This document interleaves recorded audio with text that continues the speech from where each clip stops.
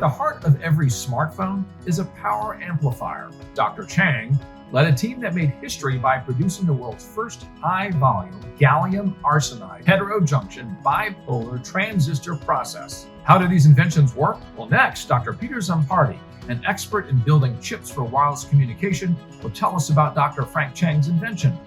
Talking about this, I usually reference how long I've known somebody to how long I've known my wife. So I've known Frank 3 years less than I've known my wife. Frank is one of the few people that if he ever calls you and needs to get a hold of you, you just drop whatever you're doing because you want to help him. Because over the years, he's gone out of his way to help so many people, both professionally and personally. The thing that Frank really put most of the effort in pioneering was using a different material called gallium arsenide, which has very good properties for both high-speed operation, but more importantly, they work really great for building amplifiers that go into phones. Now, these devices would pave the way for mass-market cell phones. Every generation of the iPhone, this one right here, has included gallium arsenide.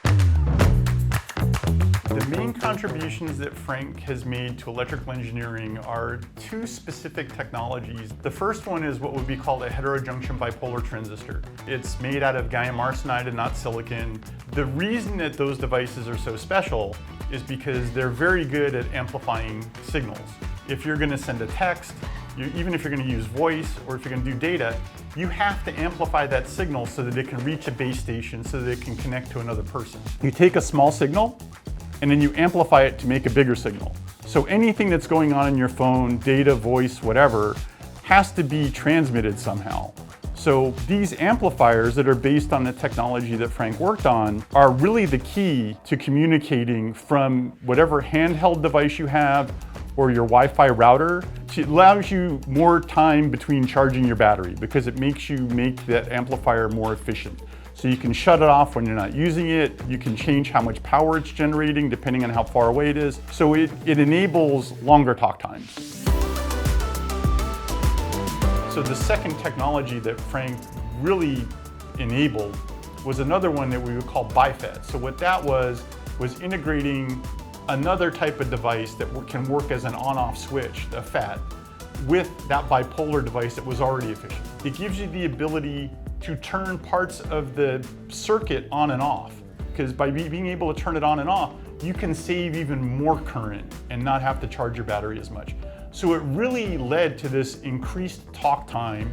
It led to more efficient power amplifiers that didn't cost as much because you could do it with one chip instead of having to use two chips. Did you ever envision that gas HBTs would become as ubiquitous as they are? Like they're everywhere in everybody's pocket. I wish I did, but honestly speaking, we never envisioned. We're just thinking, this is a very interesting device, very challenging.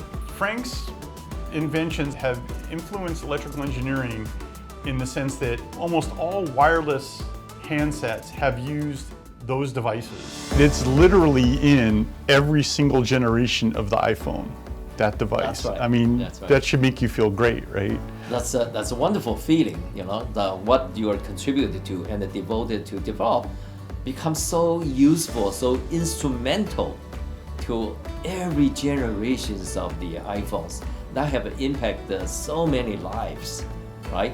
Overall, I just estimate over the last decade, we probably have more than 15 billion smartphones built by HBTs. Each of the iPhone has probably 5 to 8 HBT devices in there. So you multiply that, we're talking about 100 billion HBT amplifiers being made. Can you believe that? Which makes Dr. Frank Chang one of those rare individuals whose contributions have forever impacted the lives of billions.